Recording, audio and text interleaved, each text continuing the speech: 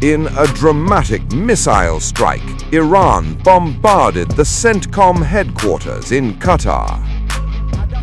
Iranian ballistic missiles struck the forward headquarters of the United States Central Command, CENTCOM, at the Al Udeid Air Base in Doha, Qatar's defense ministry said.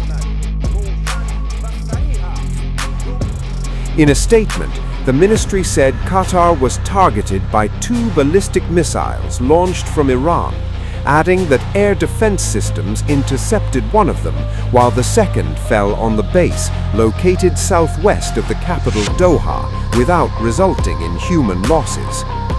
The ministry said the Qatari armed forces possess the full capability to safeguard the country's sovereignty and territory and remain prepared to respond firmly to any external threat. It also urged citizens, residents, and visitors to remain calm, follow official instructions, and rely on verified information rather than rumors. The statement did not specify whether the missile caused material damage. Al Udeid isn't just another base, it's the backbone of U.S. military air power and command in the Middle East.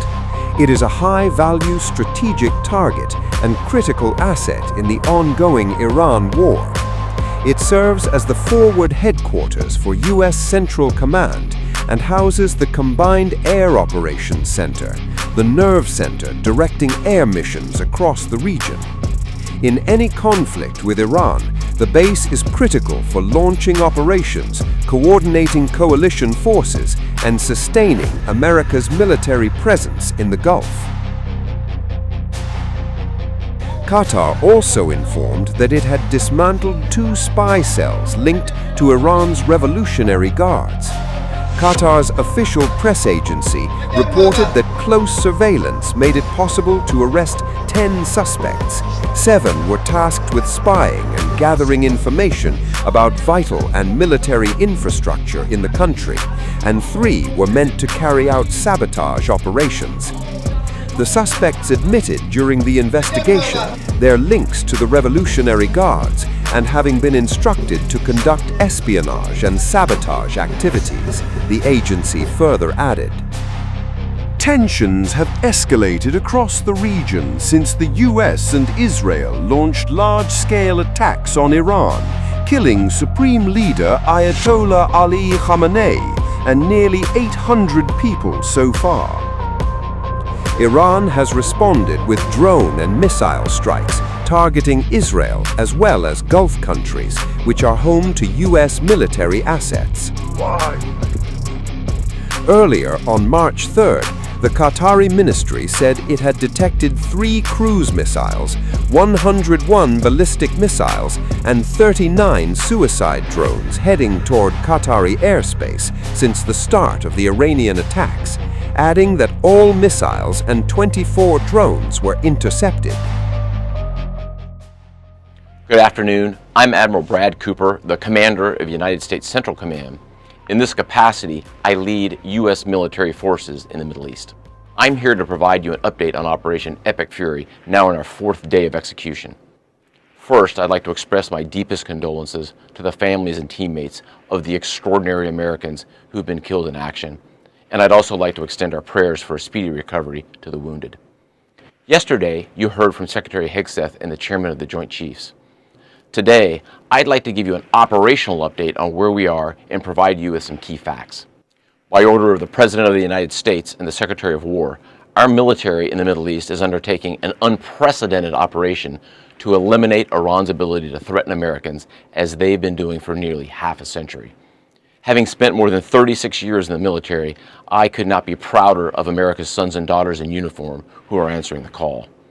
More than 50,000 troops, 200 fighters, 2 aircraft carriers, and bombers from the United States are participating in this operation, and more capability is on the way. These forces bring a massive amount of firepower, representing the largest buildup by the U.S. in the Middle East in a generation.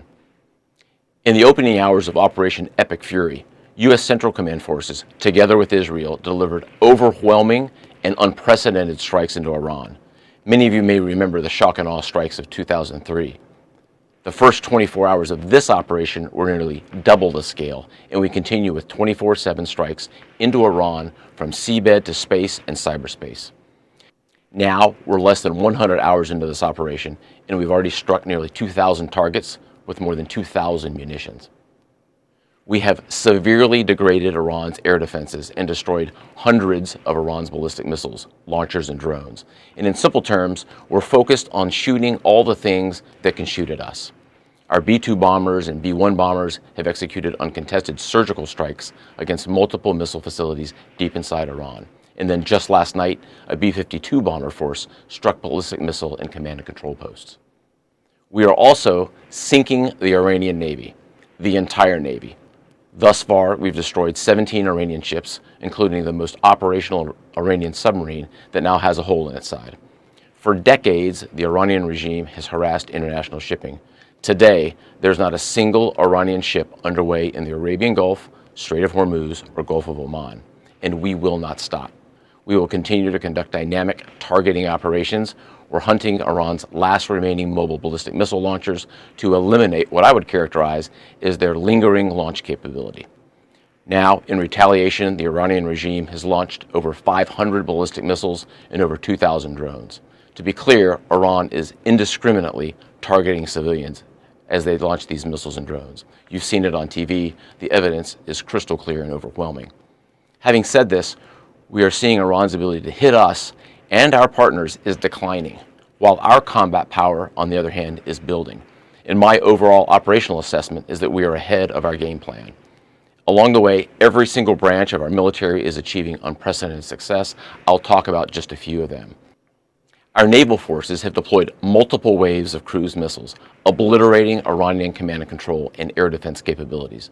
From 2 aircraft carrier strike groups, we're squeezing Iran from the sea and have them backed into their own ports.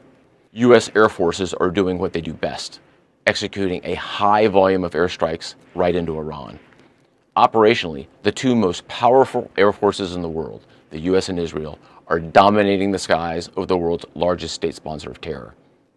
Our U.S. Army soldiers are defending ourselves and our partners, and in a historic first, the U.S. Army fired long-range precision strike missiles called PrSMs in combat, providing an unrivaled deep strike capability.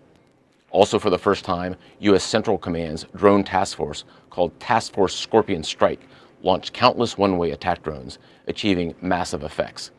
I'd like to point out these drones were originally an Iranian design. We took them back to America, made them better, and fired them right back at Iran. I just could not be prouder of our men and women in uniform, leveraging innovation to create dilemmas for the enemy.